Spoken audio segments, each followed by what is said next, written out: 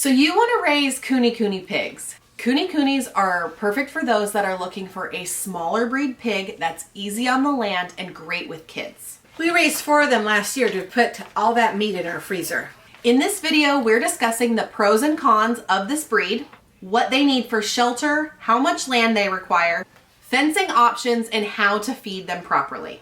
If you're new here, hi, we're Jordan and Kay, a mother and daughter-in-law duo who are passionate about helping you get started with your dream homestead. With 15 plus years experience, we can help you learn to be more sustainable, no matter if you're in your backyard or if you have acres of land. We help people learn to garden, can and preserve, and raise livestock. If you're looking to make changes towards this lifestyle, make sure to follow us along here on YouTube as well as our Instagram at Portageview Farm. Let's get started. A little backstory on KuneKune pigs. So we raised them for the first time this year, and it took me about 7 years to try and convince Kay that we should get pigs, some sort of pigs. Now I only kind of knew about the commercial hogs that you see at the fair, and you were just absolutely against it. Yeah. No. Why were you so against the cute little pigs? Well, they just smell. You have to be so far away from the neighbor. That's just kind of like what the health department says you have to do. Yeah, and so I was just against it, and they tear up your land. After a little bit of time in starting our Instagram, we discovered that there is a breed called KuneKune, and they are known for a more docile personality, less rooting, tearing up the ground, and minimal smell. So after learning about them, my dreams were finally coming true, and I convinced Kay that we could try out pigs. The only exception was they had to be for meat, so they had to be an end date. We weren't going to keep them forever. But we did it this last year, and it turned out to be a great experience. It did. Yes. Yeah. So we have only raised them for 1 year. We plan to raise other pigs in the future. We'll see if it's going to be this breed or not. We're not sure, but we're going to talk to you right now about the 4 main reasons of why we chose the KuneKune breed versus all of the other breeds out there. So the first main reason of why we were attracted to this breed is because they have a docile personality. We're a little bit nervous. We don't want to be in there getting attacked by eating pigs. Yeah. And I have 4 little kids that like to go out and be involved with the chores and like to see the animals. And we wanted something that was going to be safe for them. And the pigs, they were very docile. We had no fear of them. They were never aggressive. If anything, they were just excited, mostly at feeding time, but we never felt unsafe around the pigs. Right. Yeah. So their personality was the huge factor in why we chose that breed. Okay, the next one is minimal smell. Now, I mean, if you went out there and it was raining and the field was kind of wet, there was a bit of a smell, but you know what? It was not bad. It was more of their poop. Yeah. And we have bucks, the goats, and they smell. And if they touch you, then you smell. But you could go out at all stages of the pigs and you'd never smell like a pig. So it's true, they do have minimal smell. Our neighbors never had a problem either. That's right. The other thing is that they were supposed to be less rooting, which was very true because, you know, they had that shorter snout, and so they weren't digging up the pasture as much. Now, we had a very, very wet winter, I mean, bad, and that pasture got torn up. But mainly that was because it was wet and they were just going along doing their pig thing. Yeah. And that's fine. I mean, it wasn't as, there weren't like, you know, big holes or anything in the pasture. So very easy to fix. Yeah, so it's something to keep in mind if you're going to have them. They do have to be overwintered because you raise them for a year. Yeah. So your ground may not be torn up from the rooting, but it may have issues from their feet and walking. During the winter months, the ground was so muddy that we had to bring in some hog fuel because you couldn't even walk through the gate because they stomped there and it being wet. So Jeff, my father-in-law, brought in a huge load of the hog fuel, and the next day, you were out of town. I was out of town. The hog fuel was completely under the mud, and it did absolutely nothing. We were able to get some more in, and that helped a little bit because it kind of had to like fill in under the dirt, and then we had to top it. But yeah, keep that in mind. The rooting is not bad, but they still have little feet that they... if you're in a wet area, just keep that in mind, right? Yeah, just keep that in mind. And for those of you that don't know what hog fuel is, it's just big chunks of like bark. And they call it hog fuel. It's nothing to do with hogs. Yeah, it's so weird. And the other reason why we chose this breed is because we kind of wanted a smaller breed for the meat. And this kind of sounds backwards because normally you want a big animal that you can fatten up and fill your freezer. But we only wanted to fill our freezer to last us about 2 years. It doesn't go much longer. So we didn't want to have, 10 pigs that filled our freezers and we have years and years and years of meat that just goes bad. So we raised 3 for ourselves. 1 went to her niece, and we are wanting to see how far the 3 200-pound pigs last in our freezer. Also, knowing how many pigs is right for you and your family, that's just going to be a trial and error. Yeah. You truly can't map it out. So we're starting with 3, taking notes of how long it lasts, and we can then adjust the next time we raise pigs if we do need 6 for ourselves. But we're just a family of 4 and then my little kids. So you really just have to kind of dive in there, pick a number, and just do it. But starting small is probably going to be better because you don't want it to go, much longer than 2 years. So just keep that in mind. Okay, the next thing is the rendering of the lard, rendering lard from their fat. So KuneKunes actually have a lot more fat than a commercial hog, and it's very, very nice. And once you've kind of rendered your own before, it's really hard to go back to get it at the store. And I love it for pie crust, and we love it for making tortillas. And if you do like a second or third rendering, that's more for like, maybe you want to fry some chicken in it or something like that. So. Yeah. And it stores great in your freezer for a long, long time. Yes. It will store in the freezer, in your refrigerator.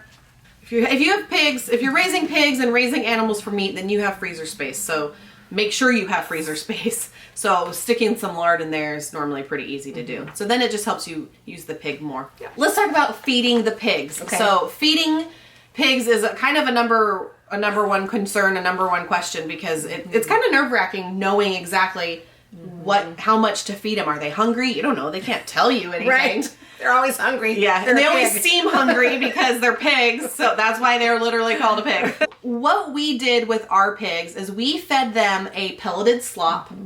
And what that is, they're little pellets soaked in a water mixture, so 2-to-1 ratio.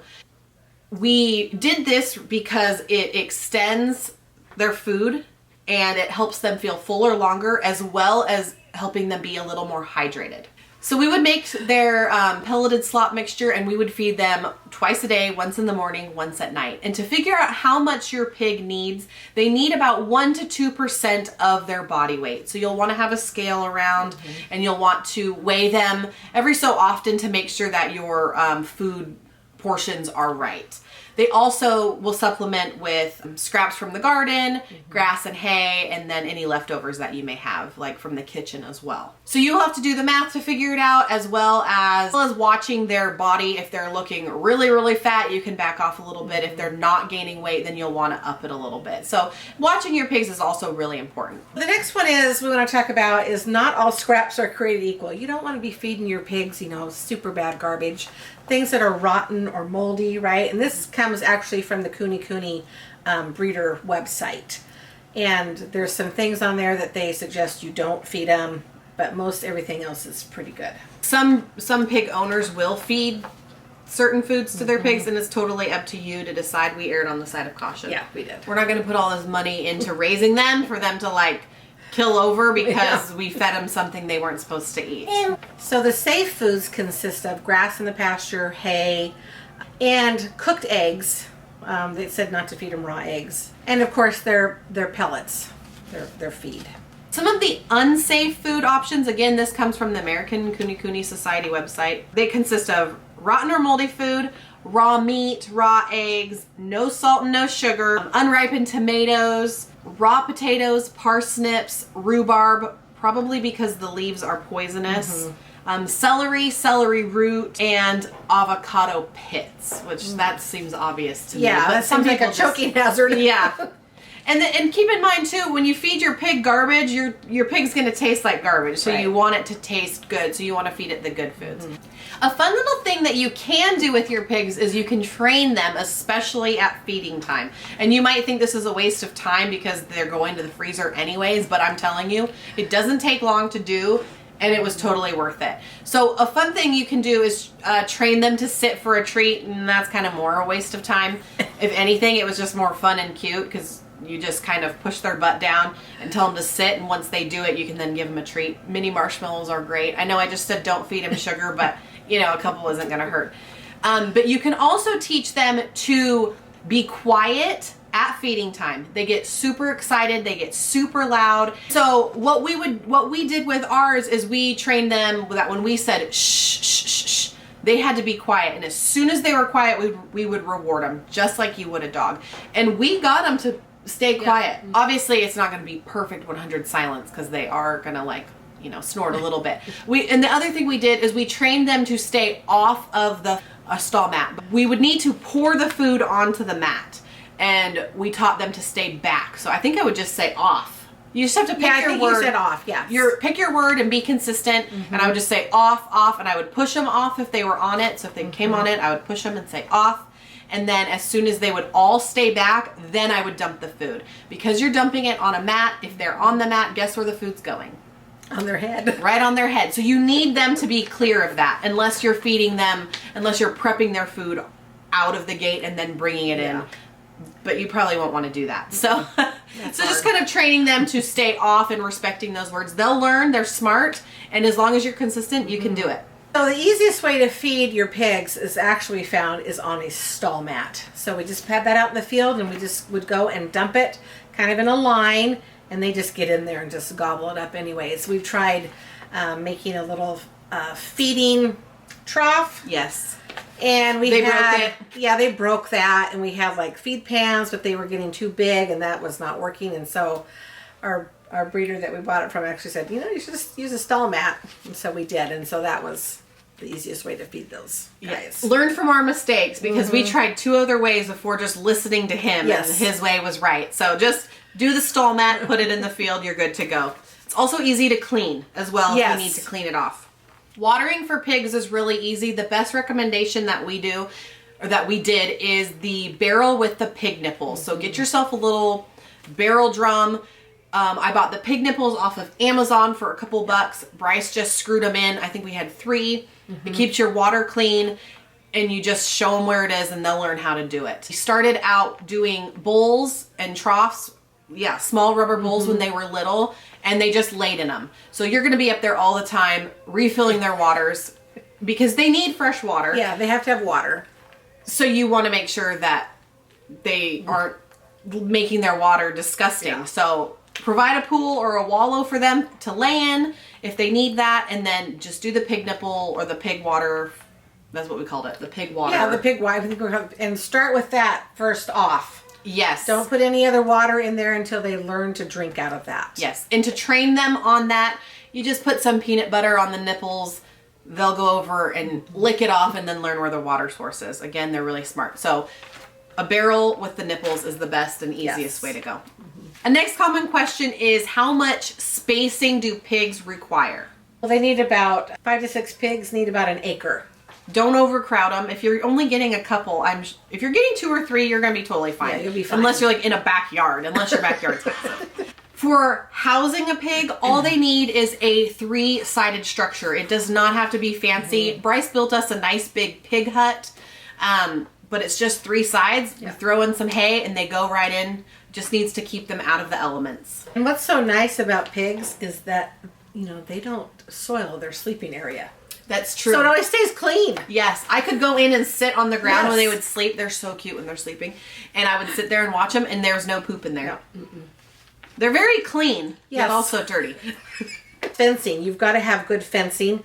The one thing I liked about the KuneKunes is they do not challenge the fence line. They're really pretty good. Yeah. I mean, they did charge the gate, but that's just because we were there with food and they wanted it. So they will press that way, but as far as, like, you know, rubbing against the fence, I mean, the goats are worse than that. I mean, goats will, like, they rub, stretch it and all that kind of stuff. But we just had them in there with just our wired, welded wire fence that we have for goats.